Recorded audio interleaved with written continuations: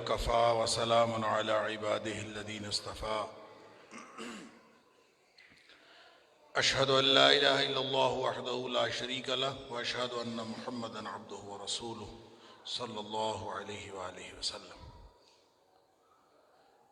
اللهم صل على محمد وعلى آل محمد كما صليت على إبراهيم وعلى آل إبراهيم إنك حميد مجيد اللهم بارك على محمد وعلى آل محمد كما باركت على إبراهيم وعلى آل إبراهيم إنك حميد مجيد اما بعد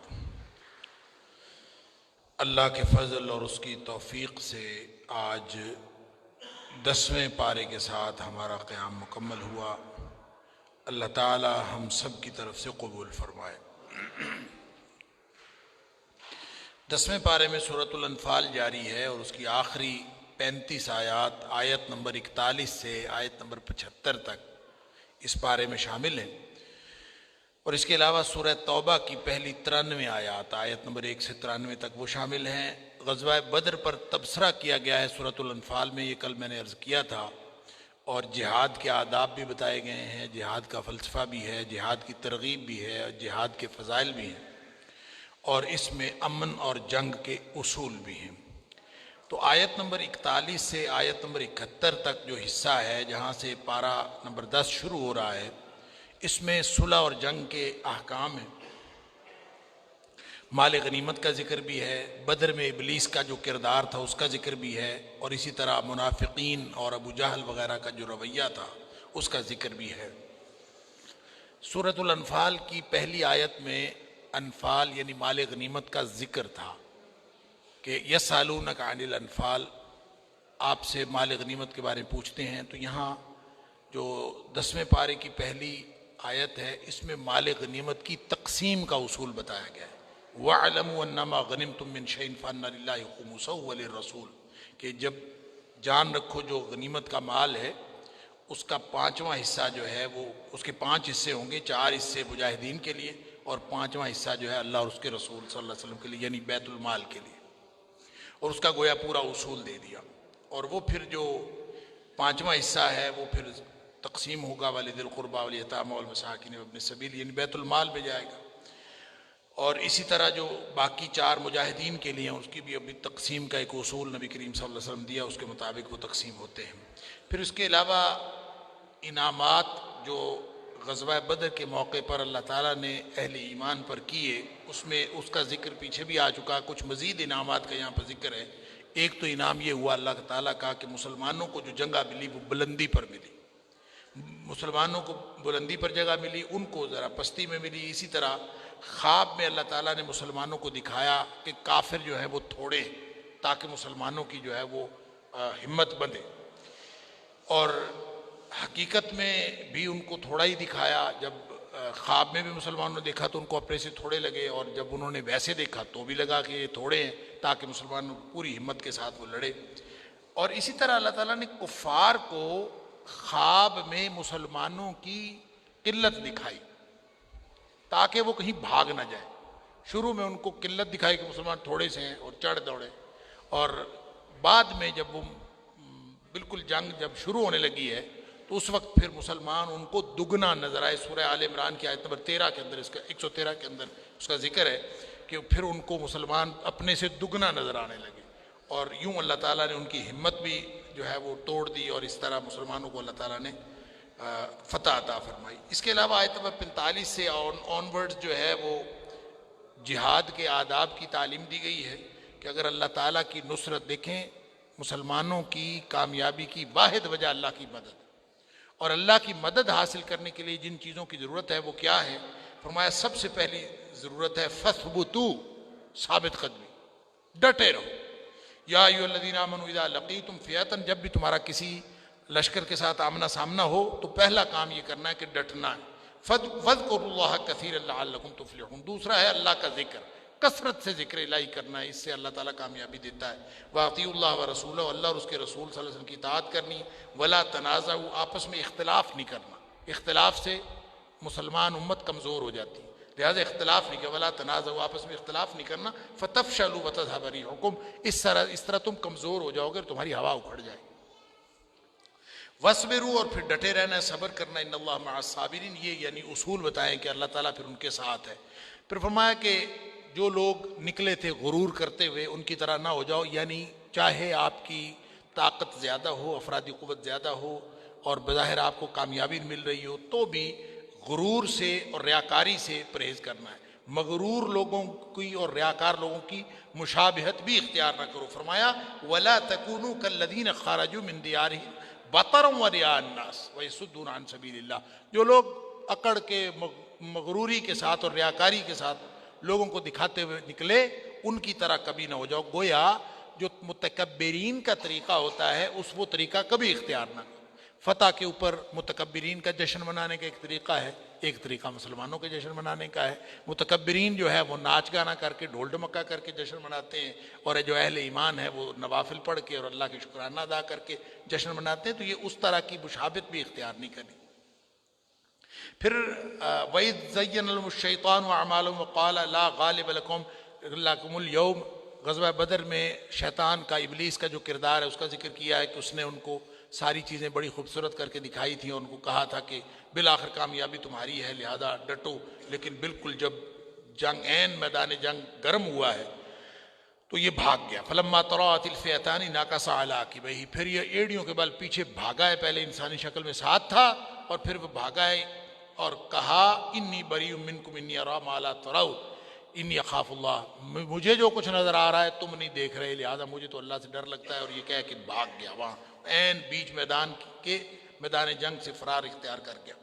پھر اس کے علاوہ اللہ تعالیٰ نے فرمایا کفار کی جو برزخی ذلت ہے کہ دنیا میں جو ان کو ناکامی ہوئی اور وہ کفار کو ذلت اور رسوائی کا سامنا کرنا پڑا، وہ تو کرنا ہی پڑا۔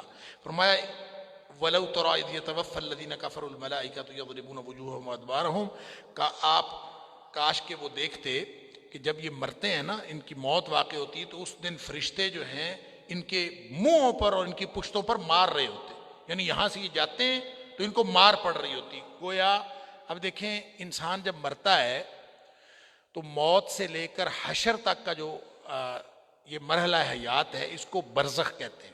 یہاں ہم دنیا میں، بعد میں حشر سے، جب حشر کے لیے اٹھے گا پھر آخرت ہے، عالم آخرت۔ عالم آخرت اور عالم دنیا کے درمیان میں عالم برزخ ہے، جو قبر کے اندر رہنا ہے وہ عالم برزخ ہے۔ تو برزخ کے بارے میں بہت سارے لوگوں کو غلط فہمی ہے کہ وہ کہتے ہیں جی عذاب قبر کا ذکر احادیث میں آیا، قرآن میں نہیں آیا۔ اب دیکھیں جب فوت ہوئے تو مار پڑ رہی ہے پشتوں پر بھی اور منہوں پر بھی، کہاں مار پڑ رہی ہے؟ یہاں سے تو صحیح سلامت جا رہے ہوتے ہیں، یہاں تو مار پڑتی نہیں نظر آ رہی ہوتی۔ تو ظاہر ہے کہ یہ قبروں میں، یہ برزخ کے اندر ذلت ہے، لہٰذا یہ جگہ پہ قرآن حکیم میں اشارے ہیں۔ اسی طرح آل فرعون کے بارے میں پہلے بات ہوئی کہ جب وہ فوت ہوتے ہیں تو ان کو اسی دن جو ہے وہ مار پڑنا شروع ہو جاتی ہے اور عذاب آتا ہے، اللہ تعالیٰ معاف فرمائے۔ پھر اس کے بعد فرمایا کہ یہ جو کافر ہے نا، جنگ میں اصول ہوتے ہیں، جنگ کے بھی کوئی اصول ہے۔ فرمایا جب آپ معاہدہ کرتے ہیں نا کسی بھی کافر قوم کے ساتھ، اس معاہدے کی پابندی کرنی۔ لیکن اگر آپ معاہدہ کرتے جائیں اور کافر جو ہے معاہدہ توڑتے جائیں تو پھر وہ معاہدے کی پابندی آپ کے اوپر بھی ضروری نہیں ہے۔ ایسا نہیں ہے کہ ہمیشہ ہی آپ بس وعدے کی پابندی کریں اور وہ کریں چاہے نہ کریں، ایسا نہیں۔ فرمایا الذین عاہدت منہم ثم ینقضون عہدہم فی کل مرۃ وہم لا یتقون، آپ کسی سے وعدہ کرتے ہیں ہمیشہ وہ توڑ دیتے ہیں، بڑے بدبخت ہیں، ڈرتے ہی نہیں۔ فإما تثقفنہم فی الحرب فشرد بہم من خلفہم لعلہم یذکرون، اگر کبھی آپ کو ان کے اوپر قابو حاصل ہو نا، غلبہ حاصل ہو، یعنی کبھی قابو آئے تو ان کو وہ مارو، فشرد بہم من خلفہم، کہ ان کے پیچھے والے بھی دوڑ جائیں، یعنی اس طرح کہ ان کو مارو، کوئی ضرورت نہیں ہے لحاظ کرنے کی، اس لیے کہ بدبخت ہمیشہ وعدہ خلافی کرتے ہیں، ہمیشہ توڑتے ہیں، بددیانتی کرتے ہیں۔ پھر فرمایا وَإِمَّا تَخَافَنَّ مِن قَوْمٍ خِيَانَةً فَانبِذْ إِلَيْهِمْ عَلَىٰ سَوَاءٍ إِنَّ اللَّهَ لَا يُحِبُّ الْخَائِنِينَ، اگر کسی قوم سے آپ کو بددیانتی کا ڈر ہو کہ وہ بددیانتی کریں گے، آپ نے معاہدہ کیا ہوا ہے اور آپ کو پتہ ہے، آثار نظر آ رہے ہیں، ٹریک ریکارڈ بھی ان کا یہ ہے کہ ہمیشہ بددیانتی کرتے ہیں، وعدہ خلافی کرتے ہیں اور معاہدے کی پابندی نہیں کرتے، اور اب پھر بددیانتی آپ کو نظر آ رہی ہو تو کوئی ضرورت نہیں ہے معاہدے کی پابندی کرنے کی، بلکہ فرمایا فَانبِذْ إِلَيْهِمْ عَلَىٰ سَوَاءٍ، برابری کی سطح پر ان کے منہ پہ دے مارو ان کا معاہدہ، یہ پڑا تمہارا معاہدہ نہیں ہم نے کرنا۔ دیکھو یہ کتنی بڑی خارجہ پالیسی کی بنیادی پالیسی، یعنی خارجہ پالیسی کا بنیادی اصول بتایا جا رہا ہے مسلمان۔ جب مسلمان اگر قرآنی خارجہ پالیسی کو اپنائیں تو کس قدر عزت سے رہے، کہ جب وہ قرآنی اصولوں کے مطابق آپ کے ساتھ معاملہ کرتے تو ٹھیک، نہیں کرتے تو ان کے منہ پہ دے مارو، اور ایسی مار مارو کہ پیچھے بھی بھاگ اٹھے. کیوں؟ ان اللہ لا يحب الخائنین، اللہ بددیانت لوگوں کو کبھی پسند نہیں کرتا. پھر فرمایا کہ پالیسی یہ ہے کہ جنگ کی تیاری رکھا کرو. وَأَعِدُّوا لَهُم مَّا اسْتَطَعْتُم مِّن قُوَّةٍ وَمِن رِّبَاطِ الْخَيْلِ. دیکھیں اسلام کی پالیسی جنگ کی نہیں ہے، لڑائی اسلام کی پالیسی نہیں ہے، لیکن جنگ کی تیاری اسلام کی پالیسی ہے. جنگ کی تیاری رکھنی ہے، لڑنا نہیں ہے لیکن لڑائی کی تیاری رکھنی ہے. کیوں؟ اس لیے کہ وہ جو دشمن ہے نا، جو امن تباہ کرنے کے لیے کبھی ادھر سے کبھی ادھر سے، تو وہ دشمن دبکا بیٹھا رہے، کوئی فساد نہ پھیلائے. دشمن کو اس کی دشمنی سے، اس کی بددیانتی سے اور اس کے فساد سے بچنے کے لیے اور اس کے شر سے بچنے کے لیے ضروری ہے کہ آپ کی فوج ہو، اور فوج ہو اور فوج کی تیاری رکھو، دکھا کے رکھو. ٹینک بھی تیار رکھو، ایٹم بم بھی تیار رکھو، ہر چیز تیار رکھو. یہ نہیں کہنا کہ ہم ایٹم بم نہیں چلائیں گے، یہ نہیں کہنا کہ ہم ٹینک نہیں چلاتے، یہ نہیں کہنا بندوقیں چلانے کے لیے نہیں ہے. نہیں، کہو چلانے کے لیے، ڈنڈا ہاتھ میں پکڑا تو وہ بھی دکھاؤ، ہم چلائیں گے. اس لیے ترہبون بہ عدو اللہ وعدوکم، اس کے ذریعے سے تمہارے دشمن اور اللہ کے دشمن دب کے بیٹھے رہیں گے، ڈر کے بیٹھے رہیں گے. وآخرین من دونہم لا تعلمونہم اللہ یعلمون. کچھ دشمن ایسے بھی ہیں جو آپ جانتے نہیں ہیں، وہ بھی دشمن ہوتے ہیں، لیکن وہ دیکھ کے نا مسلمانوں کی طاقت تو وہ ڈر کے بیٹھ جاتے. لہٰذا پالیسی جنگ کی تیاری ہے، جنگ نہیں. جنگ اس وقت ہوتی ہے جب دشمن شروع کرے. یہ پہلے بھی بات ہو چکی. سورہ بقرہ آیت نمبر 190، سورہ حج آیت نمبر 39 اور سورہ نساء آیت نمبر 75. میں نے بار بار یہ بات عرض کی ہے. یہ 3 مقامات ہیں جہاں سے جنگ کا آغاز ہوتا ہے. مسلمانوں نے تیاری جہاد، ادارہ جہاد پھر حرکت میں آ جاتا ہے. تیاری پہلے رکھی ہوتی ہے اور تیاری کا یہ فائدہ ہوتا ہے. اچھا، سارے لوگ شور مچاتے، بجٹ کھا گئے جی، بجٹ کھا گئے. جب آپ نے جنگ کی تیاری رکھ لی تو بجٹ تو لگنا ہے. سبحان اللہ.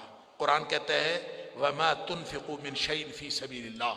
سنو، جو کچھ بھی تمہارا خرچ ہوتا ہے اللہ کے راستے میں اور جنگ کی تیاری میں جو کچھ تمہارا خرچ ہوتا ہے، اس کے بارے میں پریشان نہیں ہونا.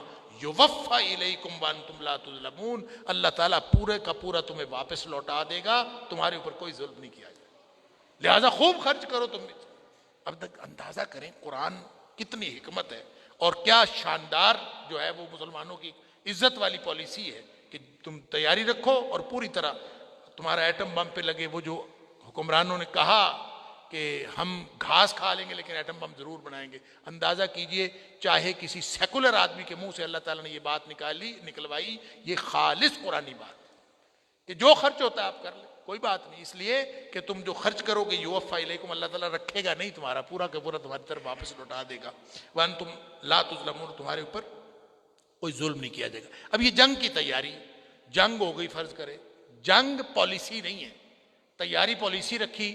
اگر کسی وجہ سے جو دشمن نے انیشیٹ کی اور جنگ ہو گئی، پھر عین جنگ کے درمیان دشمن کو خیال آئے کہ ہم صلح کر لیتے ہیں.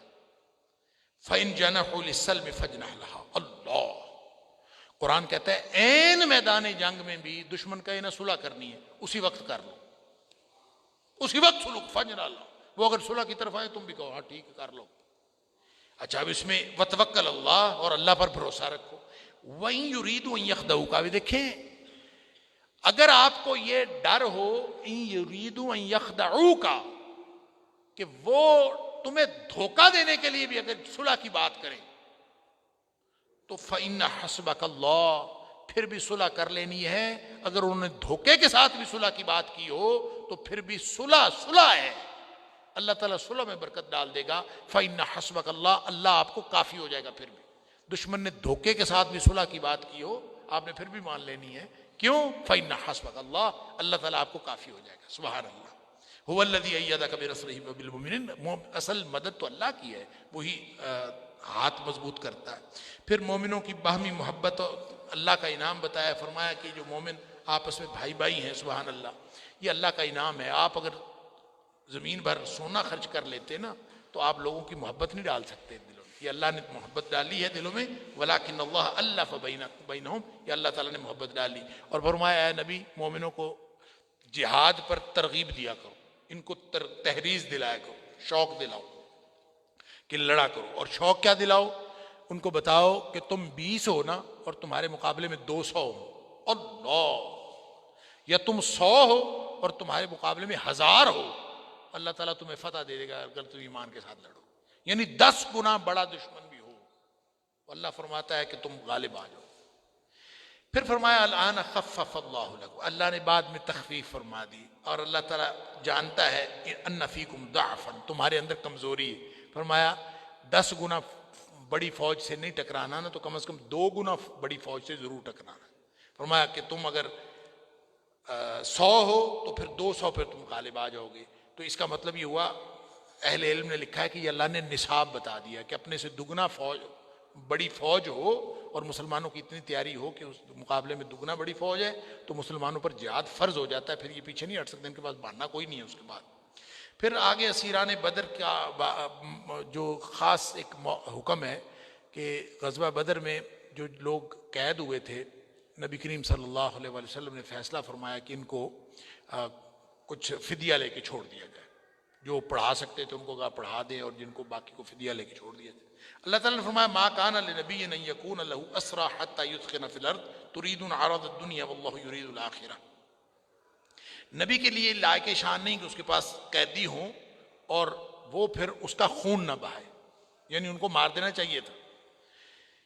تريدون عرض الدنیا واللہ یرید الاخرہ، تم لوگوں نے دنیا چاہی ہے اور اللہ آخرت چاہتا ہے، واللہ عزیز الحکیم، اللہ تعالیٰ غلبے والا حکمتوں والا ہے۔ لولا کتاب من اللہ سبق لمسکم فیما اخذتم عذاب ندیم، اگر فیصلہ نہ ہو چکا ہوتا پہلے تو اس وجہ سے تمہارے اوپر عذاب آ جانا تھا کہ یہ تم نے یہ کیا کیا۔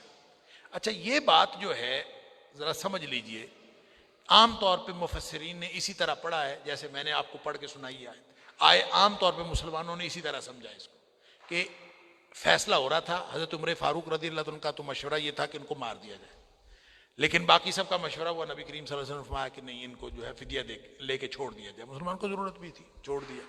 اللہ تعالیٰ نے اس کو ناپسند کیا، یہ عام طور پہ یہی سمجھا۔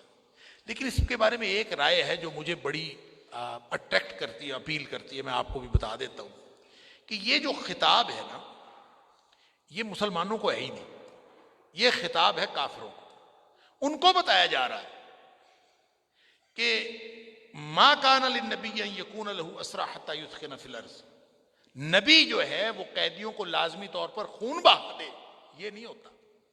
نبی کا کام یہ نہیں ہے کہ لازمی قیدی پکڑ کے وہ ذبح کر دے۔ یہ تریدون عرض الدنیا واللہ یرید الاخرہ، یہ دنیا کے مقاصد تمہارے ہوتے ہیں، اللہ والوں کے دنیاوی مقاصد نہیں ہوتے۔ سبحان اللہ، واللہ عزیز الحکیم، اور اللہ تعالیٰ غلبے والا ہے۔ لولا کتاب من اللہ سبق لمسکم فیما اخذتم عذاب ندیم، اگر فیصلہ پہلے سے نہ ہو چکا ہوتا تو پھر تو عذاب عظیم آتا۔ پہلے سے فیصلہ کیا ہو چکا؟ مال غنیمت حلال ہے، فدیہ لینا حلال ہے، یہ پہلے سے فیصلہ ہو چکا تھا، نبی کو اختیار تھا، نبی نے اپنے اختیار سے فیصلہ کیا اور وہ اس میں کوئی غلط نہیں ہوا۔ اور دوسرا بات یہ کہ اللہ تعالیٰ نے اصحاب بدر کی مغفرت کا معاملہ کر لیا، اللہ نے پہلے سے فیصلہ کر رکھا ہے، اور پھر نبی پاک کی موجودگی جو ہے وہ عذاب سے نجات کا باعث ہے، اور یہ ساری باتیں اللہ تعالیٰ نے پہلے سے لکھ رکھی ہیں، لہٰذا ان کو بتایا ہے کہ نبی ایسے نہیں ہے کہ فدیہ لینے کے لیے یا دنیاوی مقاصد کے لیے خون ریزی کرے، نبی کریم صلی اللہ علیہ وسلم ایسے نہیں کرے۔ ما کان للنبی، نبی یہ نہیں کرتا کہ قیدی ہوں ان کو خون ریزی کرنا شروع کر دے۔ یہ ایک تفسیر کا پہلو ہے اور بہت یعنی عمدہ انٹرپریٹیشن ہے، اور مجھے اپیل بھی کرتی ہے، واللہ عالم، اللہ کو معلوم ہے۔ اہل ایمان کو بشارتیں دی، آیت نمبر 72 سے 75 تک، مجاہدین کی فضیلت بتائی ہے، سبحان اللہ، مہاجرین کی بھی فضیلت بتائی ہے، ان الذین آمنوا وہاجروا وجاہدوا باموالہم وانفسہم فی سبیل اللہ والذین آووا ونصروا اولئک بعضهم اولیاء بعض، جو لوگ ہجرت کرتے ہیں مجاہدین، اللہ تعالیٰ نے فرمایا کہ یہ لوگ ان کو اللہ تعالیٰ نے بڑے مرتبے دیے ہیں، مقامات دیے ہیں۔ پھر فرمایا کہ معاہدہ کی پاسداری جو ہے وہ 2 طرفہ ہوتی ہے۔ ایک دفعہ پھر یہ بات آیت نمبر 72 کے اندر فرمائی ہے کہ معاہدے کی فعلیکم النصر الا علی قوم بینکم وبینہم میثاق، جہاں معاہدہ ہوتا ہے اس کی پابندی کرنی ہے، وگرنہ جو ہے اللہ تعالیٰ کی مدد تمہارے ساتھ ہے، ڈٹ جایا کرو ان کے ساتھ۔ اور پھر آخری جو آیت ہے سورہ انفال کی، اس میں فرمایا والذین آمنوا من بعد وہاجروا وجاہدوا معکم فاولئک منکم، جو ہجرت کر کے آ گئے، جہاد کیا، جنہوں تمہارے ساتھ ہیں، وَأُولُو الْأَرْحَامِ بَعْضُهُمْ أَوْلَىٰ بِبَعْضٍ فِي کتاب اللہ، اس سے پہلے جو ہیں وہ جو وراثت کے احکام تھے وہ نہیں تھے اس طرح سے کہ رشتہ دار جو ہیں صرف وہ وراثت کے حقدار ہوں گے، باقی نہیں ہوں گے. اب اللہ تعالیٰ نے یہ حکم فرما دیا. کہتے ہیں یہ پہلی دفعہ حکم آیا کہ وراثت جو ہے وہ صرف خونی رشتوں میں تقسیم ہوگی، وہ دینی رشتوں میں تقسیم نہیں ہوگی. وَأُولُو الْأَرْحَامِ بَعْضُهُمْ أَوْلَىٰ بِبَعْضٍ فِي كِتَابِ اللَّهِ إِنَّ اللَّهَ بِكُلِّ شَيْءٍ. آگے سورہ توبہ ہے. سورہ توبہ کے شروع میں بسم اللہ کوئی نہیں ہے. باقی ساری 113 صورتوں کے شروع میں بسم اللہ الرحمن الرحیم ہے، اس میں بسم اللہ الرحمن الرحیم کوئی نہیں ہے. گویا 113 صورتوں تو، لیکن قرآن میں بسم اللہ الرحمن الرحیم آئی 114 دفعہ ہی ہے، جو 114ویں دفعہ ہے سورہ نمل میں ٹیکسٹ کے دوران آئی. وَإِنَّهُ مِن سُلَيْمَانَ وَإِنَّهُ بسم اللہ الرحمن الرحیم، وہاں سلیمان علیہ السلام کا ذکر ہوا تو وہاں آئی. یہ کیوں نہیں ہے بسم اللہ الرحمن الرحیم، اس کے بارے میں مختلف اقوال ہیں، لیکن صحیح بات یوں لگتا ہے کہ اس میں اللہ تعالیٰ کی طرف سے غصے کا اظہار بھی ہے، اور بسم اللہ برکت کا باعث ہوتی ہے اس کی وجہ سے بھی. اور دوسرا یہ کہ سورہ انفال اور سورہ توبہ جو ہے اس کے مضامین ملتے جلتے ہیں، اور یہ ساتھ ہی شروع ہو جاتی ہے. اور ظاہر ہے یہاں پہ بسم اللہ الرحمن الرحیم جہاں نازل نہیں ہوئی وہاں پہ نہیں پڑھی جانی چاہیے. سورہ توبہ کے بنیادی مضامین بھی جنگ اور امن کے جو احکامات ہیں جہاد کے وہ ہیں، اور خاص طور پہ یہود و نصارہ اور منافقین سے عملی جہاد کی ترغیب دی گئی ہے. اور اس میں سورہ توبہ کے اندر غزوہ تبوک کے اوپر تبصرہ کیا گیا ہے، اور غزوہ تبوک میں جو کردار تھا منافقین کا اس کے اوپر تبصرہ، کیوں کہہ لیجیے بڑا طویل تبصرہ ہے اس کے اندر. لیکن اس کا جو آغاز ہے بڑا خوفناک، بڑا پر جلال آغاز. براۃ من اللہ ورسولہ الذین عاہدتم من المشرکین فسیحوا فی الارض اربعۃ اشہر واعلموا انکم غیر معجز اللہ وان اللہ مخزی الکافرین. دیکھو اللہ تعالیٰ بری ہے، اعلان برات ہے اللہ کا اور اللہ کے رسول. اور جن کے ساتھ تم نے معاہدہ کیا تھا مشرکین کے ساتھ، جن کے ساتھ معاہدہ اللہ تعالیٰ کا کوئی ذمہ نہیں ہے، زمین میں چل پھر لو، 4 مہینے کی مہلت ہے. 4 مہینے کے بعد فرمایا کہ جب یہ 4 مہینے گزر جائیں گے تو آگے فرمایا کہ اس کے بعد قتل اور خون ریزی شروع ہو جائے گی. یا تو یہ 4 مہینے میں اسلام قبول کر لیں اور یا یہ نکل جائیں. یہ حتمی احکام آئے اور یہ اس موقع پر آئے تھے. فرمایا کہ ان کو وَآذَانٌ مِّنَ اللَّهِ وَرَسُولِهِ إِلَى النَّاسِ يَوْمَ الْحَجِّ الْأَكْبَرِ، حج اکبر کے دن جو ہے ان کو یہ اعلان پڑھ کے سنا دیجئے.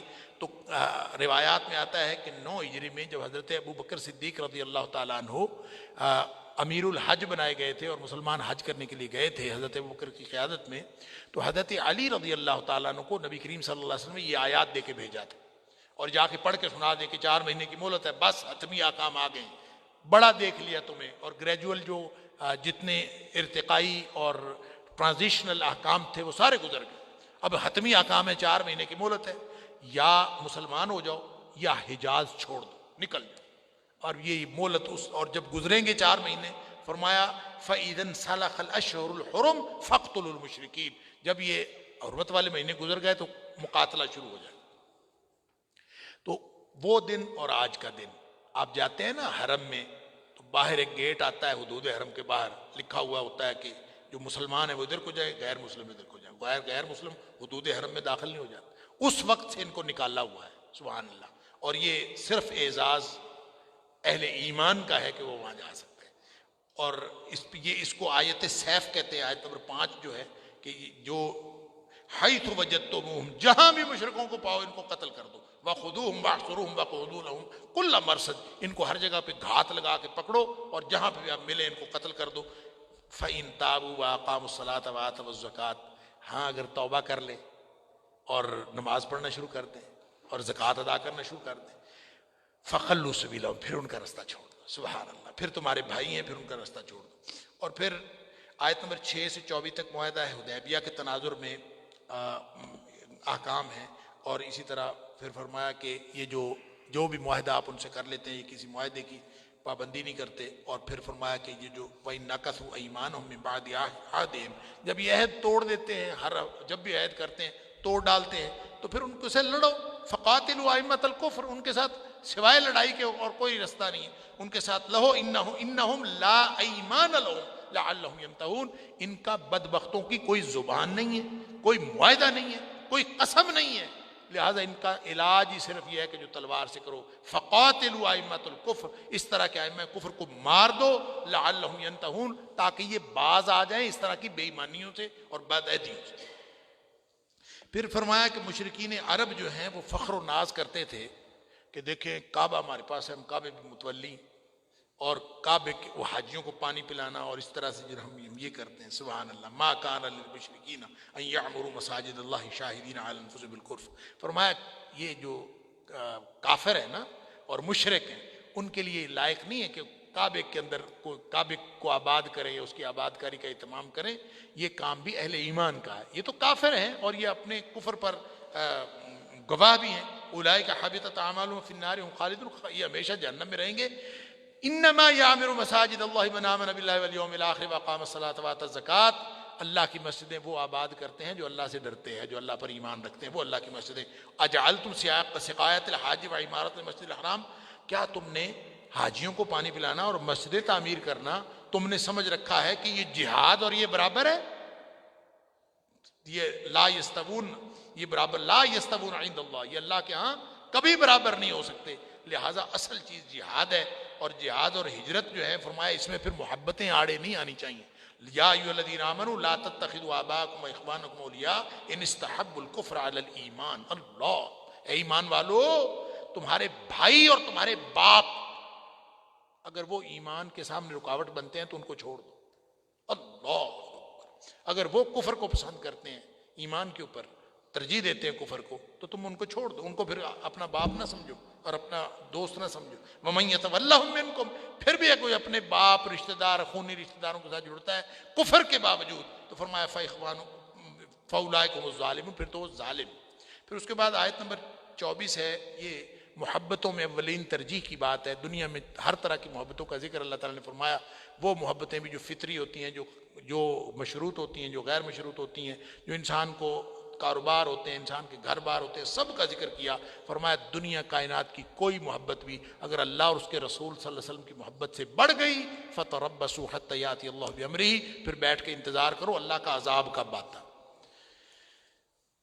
لقد نصرکم اللہ فی مواطن، کس طرح آگے یوم حنین کا ذکر ہے، غزوہ حنین جو فتح مکہ کے فوراً بعد ایک غزوہ ہوا تھا، بڑا خوفناک غزوہ تھا، مسلمان 12,000 تھے، تو مسلمانوں کے منہ سے نکل گیا جی آج ہمیں کون ہرائے گا، ہم تو 313 سے جیت گئے تھے، تو بس ایسے ذرا سا منہ سے نکلا، اللہ تعالیٰ نے ایسا تھپڑ رسید کیا، بنو حوازن اور بنو غطفان کے لوگ جو تھے اور بنو ثقیف کے وہ تیر انداز ادھر ادھر پہاڑوں میں چھپے ہوئے تھے، ایسی بوچھاڑ انہوں نے تیروں کی مسلمانوں کے قدم اکھڑ گئے۔ اللہ، گویا مسلمانوں کو جو فتح ہوتی ہے کبھی بھی افرادی قوت کی وجہ سے اور وسائل کی وجہ سے نہیں ہوتی، مسلمانوں کی فتح ہمیشہ اللہ کی مدد سے ہوتی۔ لہٰذا جب کبھی اللہ کی مدد کی بجائے منہ سے نکلے، حالانکہ نبی کریم صلی اللہ علیہ وسلم خود موجود ہے، صحابہ کرام موجود ہے، مکہ فتح کر کے آ رہے ہیں، سارے کے سارے حالات جو ہیں مسلمانوں کے حق میں نبی کریم صلی اللہ علیہ وسلم خود موجود ہیں، پھر بھی اللہ تعالیٰ نے مزہ چکھایا، منہ سے صرف چند لوگوں کے زبان سے بات نکلی تھی، تاکہ مسلمانوں کو رہتی دنیا تک پتہ چل جائے کہ فتح صرف اللہ کی مدد سے ملتی ہے۔ تو پھر اللہ تعالیٰ نے نبی کریم صلی اللہ علیہ وسلم کو وہاں ڈٹنے کا موقع دیا، نبی پاک صلی اللہ علیہ وسلم وہاں اکیلے کھڑے رہے اور آپ آوازیں دیتے رہے کہ انا نبی اللہ کذب، انا ابن عبد المطلب، میں عبد المطلب کے پوتا، میں موجود ہوں اور میں نبی ہوں اور اس میں کوئی جھوٹ نہیں ہے۔ اور نبی کریم صلی اللہ علیہ وسلم یوں ڈٹے رہے، آہستہ آہستہ اللہ تعالیٰ نے مسلمانوں کو بھی ان کی قوت کو جمع کیا اور پھر اللہ تعالیٰ نے اس میں فتح عطا فرما دی۔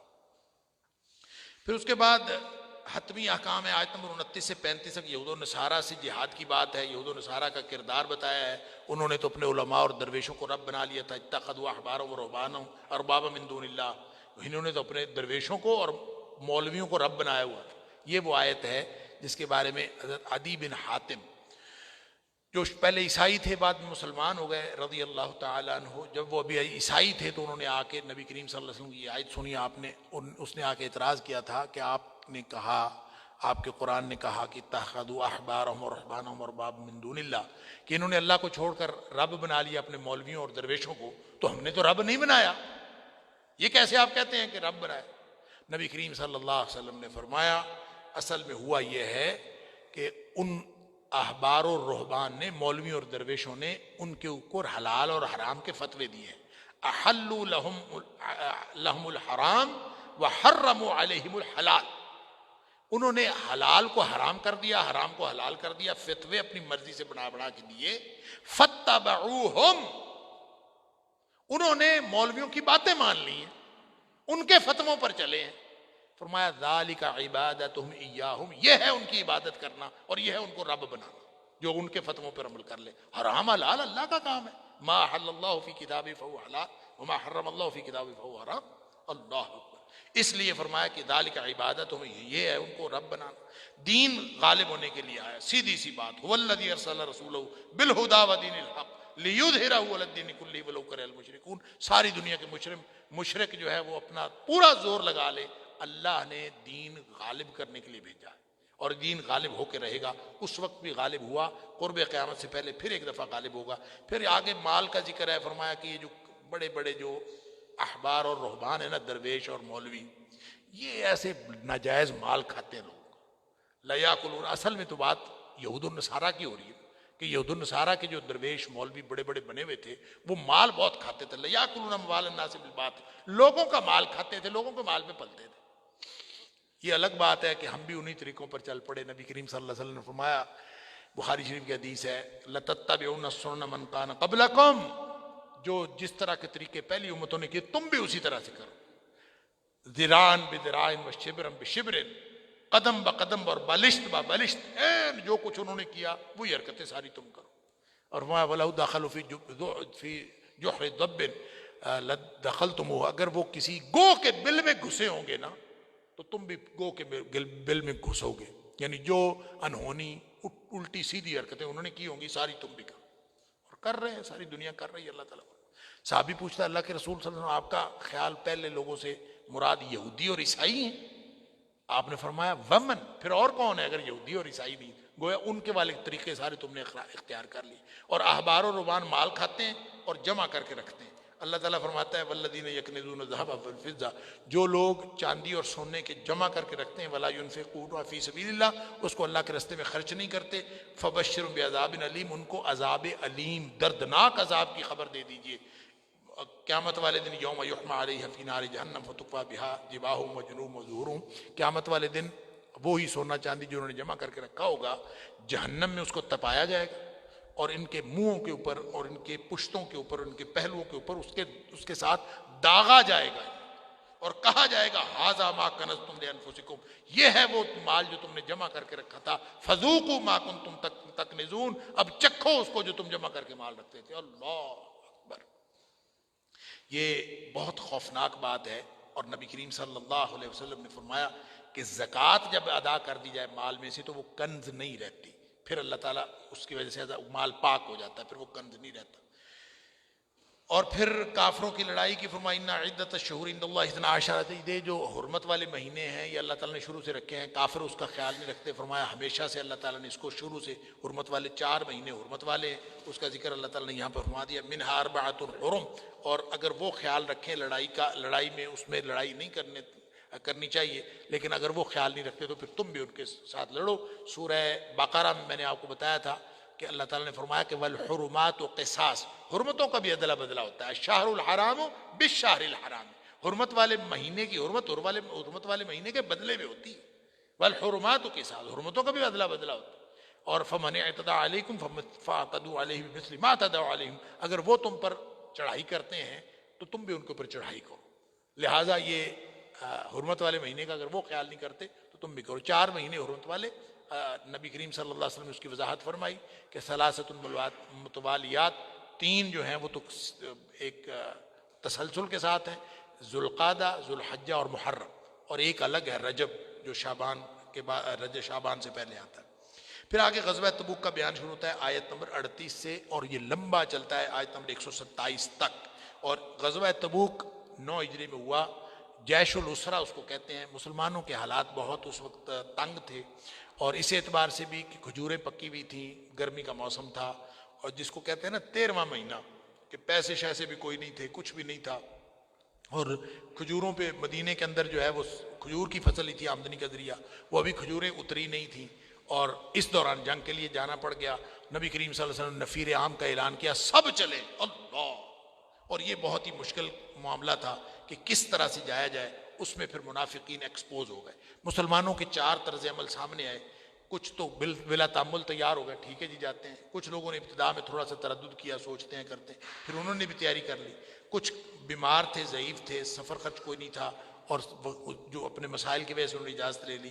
اور کچھ لوگ تھے مسلمانوں میں سے جنہوں نے بغیر عذر معقول کے وہ گئے نہیں، محض کاہل ہی رہی. وہ 3 لوگ تھے، ان کا فیصلہ اللہ تعالیٰ نے بعد میں کیا، اس کا ذکر بھی آئے گا. لیکن منافقین جو تھے انہوں نے ایسے جھوٹے بہانے بنا بنا کے نبی کریم صلی اللہ علیہ وسلم نے اجازت دی اور وہ نہیں گئے. اللہ تعالیٰ نے فرمایا کہ یہ منافقین ہیں جو نہ ان کی نمازیں قبول ہیں، نمازوں کے لیے کھڑے ہوتے ہیں، اور نہ ان کا کوئی خرچ کیا ہوا قبول ہے، اصل میں خرچ کرتے ہی نہیں. ولا ينفقون الا وهم كارهون، بہت مجبور ہونا تو یہ کوئی ٹکا خرچ کر دیتے ہیں، مگر نہ خرچ نہیں کرتے. انفاق فی سبیل اللہ نفاق کا سب سے بڑا علاج ہے. جس کو ڈر ہونا کہیں میں منافق تو نہیں ہو گیا، انفاق کرے. اللہ کے راستے میں خرچ کرنے سے نفاق کا خطرہ ختم ہو جاتا ہے، اور جو شخص انفاق نہیں کرتا اس کا نفاق ظاہر ہو جاتا ہے. پھر آگے صدقات کی تقسیم کی بات ہے کہ نبی کریم صلی اللہ علیہ وسلم کے اوپر بھی الزام لگاتے منافقین ایسے بدبخت تھے. وَمِنْهُمْ مَنْ يَلْمِزُكَ فِي الصَّدَقَاتِ. نبی کریم صلی اللہ علیہ وسلم کو ذوالخفیصرہ تھا ایک بدبخت منافق. نبی کریم صلی اللہ علیہ وسلم مارے غنیمت تقسیم کر رہے، دے رہے، اور کہتا ہے انصاف کے ساتھ دے. نبی کریم صلی اللہ علیہ وسلم کو کہہ رہا ہے بدبخت. نبی کریم صلی اللہ علیہ وسلم کہتے ہیں اعدل یا رسول اللہ، اللہ کے رسول عدل کرو. آپ نے فرمایا ویلک، بدبخت، تیری بربادی ہو، میں اگر عدل نہیں کروں گا تو دنیا میں کوئی عدل کرے گا؟ اللہ من یعدل اذا لم اعدل، کون عدل کرے گا دنیا میں اگر میں محمد کریم صلی اللہ علیہ وسلم عدل نہیں کروں؟ سبحان اللہ. اللہ تعالیٰ نے فرمایا ایسے خام خواہ پریشان نہ ہوا کرو. اللہ نے مدات مقرر کی ہیں، ہر کسی کو نہیں ایسے اٹھا کے صدقہ دے دیں. انما الصدقات للفقراء والمساکین، 8 مصارف بتا دیے، فقراء، مساکین، عاملین علیہا والمؤلفۃ قلوبہم والرقاب والغارمین وفی سبیل اللہ وابن السبیل. آج تک ان 8 مصارف کے اوپر زکوٰۃ جو ہے وہ صرف ان 8 مصارف کے اوپر خرچ ہو سکتی، اس کے علاوہ نہیں، کیونکہ انما فرمایا، انما کا مطلب ہے صرف ان 8 مصارف پہ خرچ ہوگی. اس کے علاوہ ان کی جو حرزہ سرائی ہے یہود و نصارہ کی، اس کے بارے میں ذکر ہے کہ یہ حرزہ سرائی کرتے تھے اللہ کی شان میں بھی اور نبی کریم صلی اللہ علیہ وسلم کی شان میں بھی. اور جب ان کو کہا جاتا کہ یہ کیا کر رہے ہو، انما کنا نخوض ونلعب، کہتے ایسے مذاق کر رہے ہیں. یہ ہمیشہ سے منافقوں کی بھی اور یہود و نصارہ کی بھی یہ ان کی یہی روش رہی ہے. پھر فرمایا منافقین ایک دوسرے کے دوست ہیں اور دائمی جہنمی ہیں. کرتے کیا ہے؟ المنافقون والمنافقات بعضهم من بعض، یہ سارے ایک دوسرے سے ملے ہوئے، چاہے منافق مرد ہو چاہے مرد عورتیں ہوں، آپس میں ملے ہوئے برائی کا حکم دیتے ہیں، نیکی سے منع کرتے ہیں. اللہ اکبر. اور یہ اپنے ہاتھ جو ہیں یہ باندھ کے رکھتے ہیں، یعنی خرچ نہیں کرتے. ان المنافقین هم الفاسقون، یہ سارے بدبخت ہیں. اور منافقوں کے ساتھ اللہ نے وعدہ کیا والکفار النار جہنم خالدین فی، کافروں کے ساتھ یہ سارے جہنم میں جائیں گے. سورہ نساء میں ہم پڑھ آئے ہیں کہ یہ آگ کے سب سے نچلے درجے میں ہوں گے. اللہ تعالیٰ معاف فرمائے. مومنین کو جنت کی خوشخبری ہے. وعد اللہ الذین آمنوا وعد اللہ المؤمنین والمؤمنات جنات تجری من تحتها الانہار. مومن مردوں اور عورتوں کے لیے، یعنی منافق مردوں اور عورتوں کے لیے جہنم ہے، مومن مردوں اور عورتوں کے لیے اللہ تعالیٰ نے جنت عطا فرمائی ہے، جنت رکھی ہے. اللہ تعالیٰ ہم سب کو ایمان والا بنائے اور جنت. پھر آگے صدقہ کرنے والوں پہ منافقین عیب لگاتے ہیں. یہ بدبخت ہر کسی کو نہیں چھوڑتے تھے. جو دیتا ہے اس کو کہتے ہیں لو تو دے رہا ہے، ریاکاری کر رہا ہے، فلاں کر رہا ہے. جو نہیں دیتا اس کو اور طرح سے، اور جو نہیں دے سکتا اس کو اور طرح سے باتیں. اور جو بیچارہ تھوڑا دیتا ہے، اللہ اکبر. ایک صحابی تھے ابو عقیل رضی اللہ تعالیٰ عنہ، کہتے ہیں کہ جب جیش العسرہ میں نبی کریم صلی اللہ علیہ وسلم نے اعلان کیا بھی لائیں، اور اس موقع پر حضرت ابوبکر صدیق رضی اللہ عنہ نے گھر کا سارا سامان لیا ہے، حضرت عمر فاروق رضی اللہ عنہ نے گھر کا آدھا سامان لیا ہے، سب نے اپنی دیا. نبی کریم صلی اللہ علیہ وسلم نے حضرت عثمان غنی رضی اللہ عنہ کے دیے ہوئے درہم و دینار آپ یوں یوں اچھالتے جاتے تھے. آپ فرماتے ما در عثمان ما عمل بعد هذا اليوم، آج کے بعد عثمان جو بھی عمل کرے گا اس کو نقصان نہیں ہوگا. اللہ اکبر. اس نے دل خوش کر دیا، تنگی کے موقع پر اللہ کے دین کے لیے دیا. سبحان، یہ کوئی چھوٹا عمل ہے؟ اس موقع پر جب اتنا بڑا عمل تھا تو ایک بیچارہ مزدور ساری رات اس نے مزدوری کی. کیا مزدوری کی؟ کھیتوں کو پانی لگاتا رہا، پانی کی مزدوری. کچھ کھجوریں ملی، آدھی گھر دے آیا اور آدھی جو ہے نا وہ لا کے نبی کریم صلی اللہ علیہ وسلم کو دے دی کہ اللہ کے رسول صلی اللہ علیہ وسلم میری طرف سے قبول فرما. نبی کریم صلی اللہ علیہ وسلم نے اس کی وہ پکڑی کھجوریں اور نا وہ جو ڈھیر لگا ہوا تھا نا چندے کا، اس کے اوپر یوں پھیلا دی. ایک یہ بدبخت اس کو بھی باتیں کرو، تیری کھجوروں سے کیا بنے گا، سبحان اللہ۔ اب یہ جو ایمان والے ہیں وہ سمجھتے ہیں کہ تھوڑا ہو یا زیادہ ہو، اللہ تعالیٰ نے تو دل کی کیفیت دیکھنی ہے۔ نبی کریم صلی اللہ علیہ وسلم نے فرمایا کہ اتقوا النار ولو بشق تمرۃ، آگ سے بچ جاؤ چاہے کھجور کی ایک پھانک دے کے بچ جاؤ۔ اور پھر نبی کریم صلی اللہ علیہ وسلم نے یہ بھی فرمایا جب کوئی شخص ایک کھجور صدقہ دیتا ہے تو اللہ تعالیٰ اس کو پالتا ہے، ایسے پالتا ہے جیسے کوئی شخص اپنے بچھڑے کو پالتا، اور ایک وقت آتا ہے کہ وہ کھجور کا صدقہ دیا ہوا پہاڑ کے برابر بن جاتا ہے۔ اللہ اکبر۔ پھر فرمایا کہ منافقین ایسے ہیں کہ ان کے لیے آپ چاہے استغفار کریں چاہے نہ کریں، اللہ نے ان کو کوئی نہیں بخشنا۔ اگر آپ 70 دفعہ بھی ان تستغفر لهم 70 مرۃ فلن یغفر اللہ، آپ 70 دفعہ بھی ان کے لیے مغفرت مانگیں گے، اللہ نے ان کو کوئی نہیں بخشنا۔ اللہ اکبر۔ بخاری شریف میں آتا ہے نبی کریم صلی اللہ علیہ وسلم نے یہ آیت سنی، آپ نے فرمایا مجھے اگر پتا ہو نا کہ میں 70 سے زیادہ دفعہ ان کے لیے بخشش مانگوں گا تو اللہ بخش دے گا، تو میں 70 سے زیادہ دفعہ مانگوں۔ سبحان اللہ، نبی رحمت ہے، وما ارسلناک الا رحمۃ للعالمین۔ پھر اللہ تعالیٰ نے آیت نمبر 84 میں پکا منع کر، وَلَا تُصَلِّ عَلَىٰ أَحَدٍ مِّنْهُمْ مَاتَ أَبَدًا وَلَا تَقُمْ عَلَىٰ قَبْرِهِ، نہیں دعا کرنی، نہیں جنازہ پڑھنا ہے۔ آپ نے پڑھا عبداللہ بن ابی مر گیا تو اس کو نبی کریم صلی اللہ علیہ وسلم نے اپنا کرتا دیا اور انہوں نے اس میں کفن دیا، اور عبداللہ بن ابی کے بیٹے تھے عبداللہ بن عبداللہ، اور وہ نیک مسلمان تھے، صحابی تھے، انہوں نے نبی کریم صلی اللہ علیہ وسلم سے درخواست کی، آپ نے اپنا کرتا دیا، اس کا جنازہ بھی پڑھا اور اس میں اس کو دفن کیا گیا، لیکن اللہ تعالیٰ نے فرمایا میں نے وہ کوئی نہیں بخشنا۔ ساتھ اللہ نے فرمایا آئندہ جنازہ بھی نہیں پڑھنا۔ منافق کا آپ کو پتہ ہے اس کو نہیں جنازہ پڑھنا۔ کیوں نہیں پڑھنا؟ انہم کفروا باللہ ورسولہ، اس لیے کہ انہوں نے اللہ اور اس کے رسول صلی اللہ علیہ وسلم کے ساتھ کفر کیا ہے۔ اب ہم جو ہے نا یہاں پہ یہ آیت کوٹ کر کے ہم کہتے ہیں کہ جنازہ فلانے کا بھی نہیں پڑھنا، فلانے کا بھی نہیں پڑھنا، فلانے کا بھی نہیں پڑھنا۔ کیوں؟ اللہ نے منع کر دیا تھا نبی کریم صلی اللہ علیہ وسلم اس کا جنازہ نہیں پڑھنا۔ کس کا؟ انہم کفروا باللہ ورسولہ، یہ بھول جاتے ہیں۔ آیت پوری پڑھے نا، جس کا کفر واضح ہو اس کا جنازہ کون کہتا ہے پڑھو؟ آپ تو مسلک کے اختلاف تھے جنازہ نہیں پڑھتے، تو کس نے کہا ہے مسلک کا اختلاف ہو تو جنازہ نہیں پڑھنا؟ لہٰذا مجھے بعض بندے پوچھتے ہیں جو فلاں مسلک کا بندہ فوت ہو گیا، وہ ایسا تھا ایسا تھا، اس کا جنازہ پڑھنا کہ اس کے لیے دعا کرنی کہ نہیں؟ سبحان اللہ۔ اور میں کہا بندے کے پتر، تمہارے یہ کہنے سے کہ اللہ اس کو بخش دے گا، اللہ اس کو بخش دے گا، تجھے کنجوسی کرنے کی کیا ضرورت ہے؟ اگر اللہ تعالیٰ بخش دے اس کو، ہم اس نبی کے ماننے والے ہیں جس نے کہا تھا کہ اللہ تو 70 دفعہ استغفار کرنے سے ان کو نہیں بخشے گا، میں 70 سے زیادہ دفعہ کر لوں گا، تو بخشے گا نا۔ سبحان اللہ۔ تو ہم کہہ دیں یہ کریں، کوئی حرج نہیں ہے۔ ہاں جس کا کنفرم ہو کہ کافر ہے، کیونکہ منافق کے دل میں رتی بھر ایمان نہیں ہوتا، وہ کافر ہوتا ہے اصل میں، اس نے اپنا کفر چھپایا ہوتا ہے۔ جس کا آپ کو پتہ چل جائے کافر ہے، اس کا جنازہ نہیں پڑھنا۔ کافر کا جنازہ پڑھنے کے لیے کون کہتا ہے؟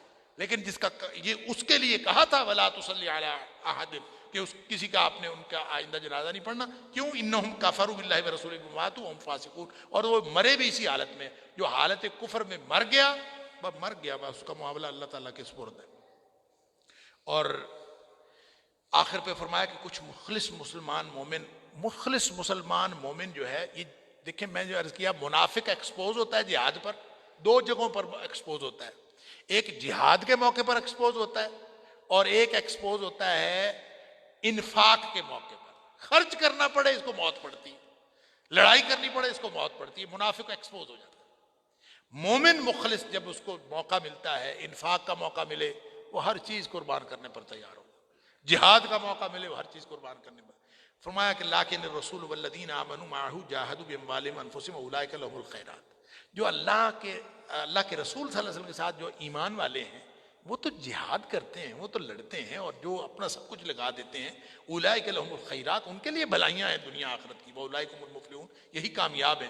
اعد اللہ لهم جنات تجری، اللہ تعالیٰ نے ان کے لیے نہریں جن کے نیچے نہریں جانی، وہ جنتیں تیار کی۔ پھر فرمایا کہ کچھ دیہاتی ایسے ہیں سبحان اللہ، وہ آئے ہیں آ کے، انہوں نے آ کے بہانے بنائے، وجعل معذرون من الاعراب لیؤذن لهم وقال الذين كذبوا الله ورسوله، آ کے بہانے بنا کے ان لوگوں کے ساتھ بیٹھ گئے جنہوں نے اصل میں اللہ اور اس کے رسول صلی اللہ علیہ وسلم کو جھٹلایا ہے۔ ایسے بھی لوگ تھے، لیکن کچھ لوگ ایسے تھے جو واقعی جینون عذر تھے ان کے، آئے نبی کریم صلی اللہ علیہ وسلم کے پاس، فرمایا فرمایا ان کے اوپر کوئی مسئلہ نہیں ہے، جو لوگ اللہ اور اس کے رسول صلی اللہ علیہ وسلم کے لیے خیر خواہی رکھتے ہیں. لیس علی الضعفاء ولا علی المرضى ولا علی الذین لا یجدون ما ينفقون حرج. جو بیمار ہیں ان کے اوپر کوئی حرج نہیں، جو کمزور ہیں ان کے اوپر کوئی حرج نہیں، اور جن لوگوں کے پاس خرچ کرنے کو کچھ ہے ہی نہیں ان کے اوپر بھی کوئی حرج نہیں. اذا نصحوا للہ ورسولہ، یہ اس وقت ہے جب اس کے دل میں اللہ اور اس کے رسول صلی اللہ علیہ وسلم کی خیر خواہی موجود، کرنا چاہتے ہیں کر نہیں سکتے، کوئی بات نہیں. خیر اس میں پھر ایک گروپ وہ تھا ولا علی الذین اذا ما اتوا لتحملهم قلت لا اجد ما احملکم علیہ. کچھ لوگ تھے آئے نبی کریم صلی اللہ علیہ وسلم سے، آگے جی لمبا سفر تھا تبوک والا، تو انہوں نے آگے ہمارے پاس سواریاں نہیں ہیں، میں سواری دے جانا چاہتے ہیں، سواری کوئی نہیں، آپ سواری دے دیں. نبی پاک صلی اللہ علیہ وسلم میرے پاس بھی نہیں، میں کہاں سے لاؤں؟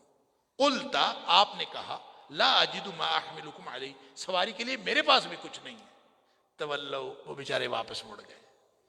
وَأَعْيُنُهُمْ تَفِيضُ مِنَ الدَّمْعِ حَزَنًا، غم سے ان کی آنکھیں آنسوؤں سے بہہ رہی تھی. اللہ، روتے ہوئے بیچارے واپس چلے گئے. کیا کریں، سواری ہمارے پاس بھی کوئی نہیں ہے. نبی کریم صلی اللہ علیہ وسلم فرمایا میرے پاس بھی کوئی نہیں سواری، میں کیسے لے کے جاؤں؟ اللہ. فرمایا وَأَعْيُنُهُمْ تَفِيضُ مِنَ الدَّمْعِ حَزَنًا أَلَّا يَجِدُوا مَا يُنْفِقُونَ. بیچارے روتے ہوئے چلے گئے کہ ہمارے پاس کچھ نہیں ہے، نہ کچھ دے سکتے ہیں نہ جا سکتے ہیں ساتھ، کچھ بھی نہیں ہے، ہم کیا کریں؟ اللہ. اللہ تعالیٰ فرماتا ہے ان کے اوپر بھی کوئی حرج نہیں. حدیث میں آتا ہے بخاری شریف میں، نبی پاک صلی اللہ علیہ وسلم فرمایا کہ جب مسلمان تبوک کا سفر کر رہے تھے، پہاڑیوں پہ چڑھتے تھے، اترتے تھے، ٹیلے پار کرتے تھے، وادیوں سے نکلتے تھے، مشکل سفر تھا. آپ نے فرمایا کچھ لوگ ایسے ہیں جو بیٹھے مدینے میں ہیں، لیکن یہ تمہاری جو ساری مشقتیں ہیں اس کے ساتھ ان کو اجر مل رہا ہے. صحابہ حیران ہو گئے، وہ کہ کون لوگ ہیں جو بیٹھے مدینے میں ہیں اور اجر میں شریک ہیں؟ آپ نے فرمایا حبسہم العذر، ان کو عذر نے روکا ہے، آنا چاہتے تھے بیچارے، معذور تھے. اللہ تعالی ہم سب کو اپنی زندگیاں اللہ کے دین کے لیے لگانے کی توفیق عطا فرمائے. وآخر دعوانا الحمدللہ.